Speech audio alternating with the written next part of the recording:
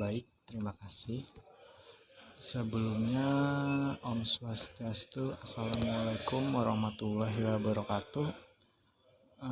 Baik, di sini saya akan menjelaskan materi tentang lintasan atau sirkuit Hamilton. Sebelum itu, izinkan saya memperkenalkan saya sendiri, yaitu Ahmad Rifki dengan NIM 22255013012 dari program studi Teknologi Rekayasa Perangkat Lunak. Jadi, materi yang akan saya jelaskan itu yang pertama ada pengertian lintasan Hamilton, yang kedua pengertian sirkuit Hamilton, yang ketiga ada teorema Hamilton, yang keempat ada contoh soal. Baik, di sini saya akan menjelaskan apa sih itu pengertian lintasan. Jadi, lintasan Hamilton adalah lintasan yang melalui tiap simpul di dalam graf tepat satu kali. Lalu ada pengertian dari sirkuit Hamilton, yang dimana pengertiannya adalah sirkuit yang melalui tiap simpul di dalam graf tepat satu kali, kecuali simpul asal atau sekaligus simpul akhir yang dilalui dua kali. Jadi, istilah sirkuit Hamilton ini pertama kali dikemukakan oleh seorang matematikawan Inggris yang bernama Sir William Hamilton. Ia membuat sebuah permainan yang bernama Dodecahedron Hamilton.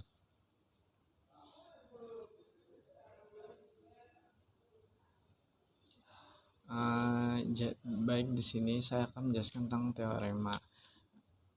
Di teorema lintasan atau sirkuit Hamilton ini ada beberapa teorema. Yang pertama itu ada teorema 4. Syarat cukup supaya graf sederhana G dengan N lebih besar sama dengan 3, buah simpul adalah graf Hamilton.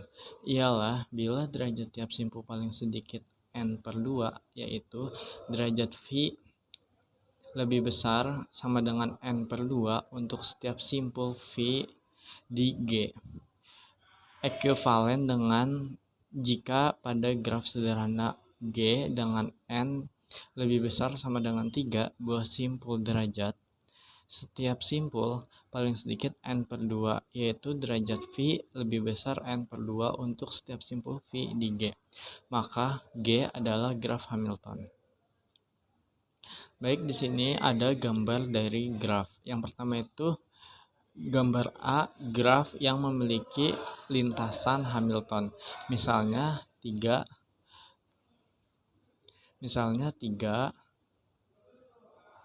2, 1, 4.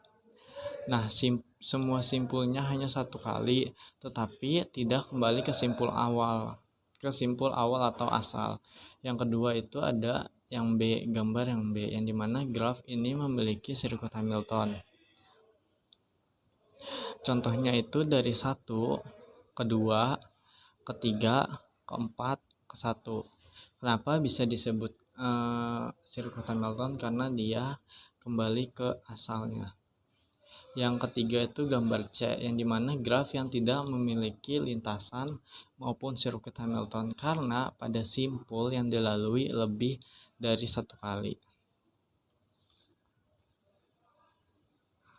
Nah, masih lanjutan dari teorema 4, yang dimana teorema 4 adalah syarat cukup agar supaya graf G merupakan graf Hamilton atau mengandung sirkuit Hamilton. Namun, terdapat graf yang tidak setiap simpulnya memiliki derajat paling sedikit N/2, namun memiliki sirkuit Hamilton, seperti pada contoh gambar di bawah ini. Jadi, graf ini memiliki simpul 6. Ada simpul 6, jadi N/6. Tetapi tidak setiap simpul memiliki derajat sedikitnya 3. Contohnya simpul 5 dan simpul 6 memiliki derajat 2, tetapi graf ini memiliki sirkuit Hamilton.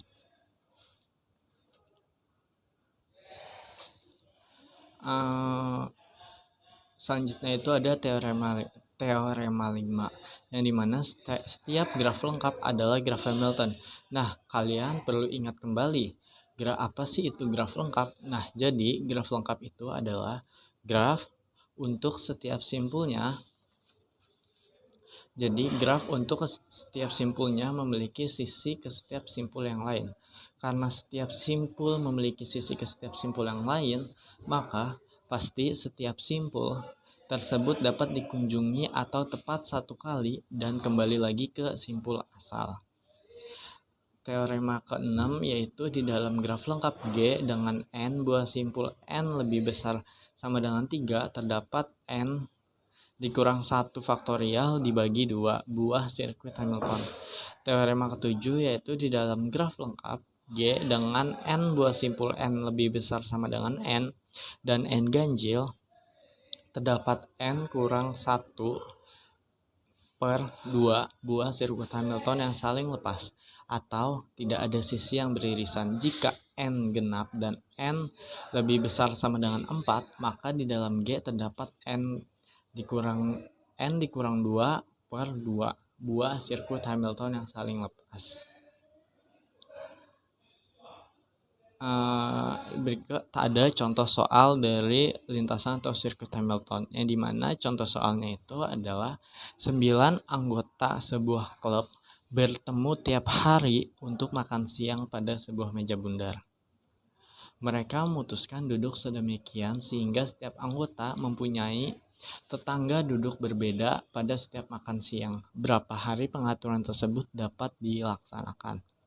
Nah, di sini itu ada gambar graf yang mempresentasikan persoalan pengaturan tempat duduk. Jadi di sini itu kita menggunakan teorema 7 karena di sini simpulnya itu ganjil, yaitu ada 9 simpul. Maka jumlah pengaturan tempat duduk yang berbeda adalah 9 dikurang 1 per 2 sama dengan 4 hari. Jadi berapa hari pengaturan tersebut dapat dilaksanakan? Jadi yaitu ada 4 hari. Mungkin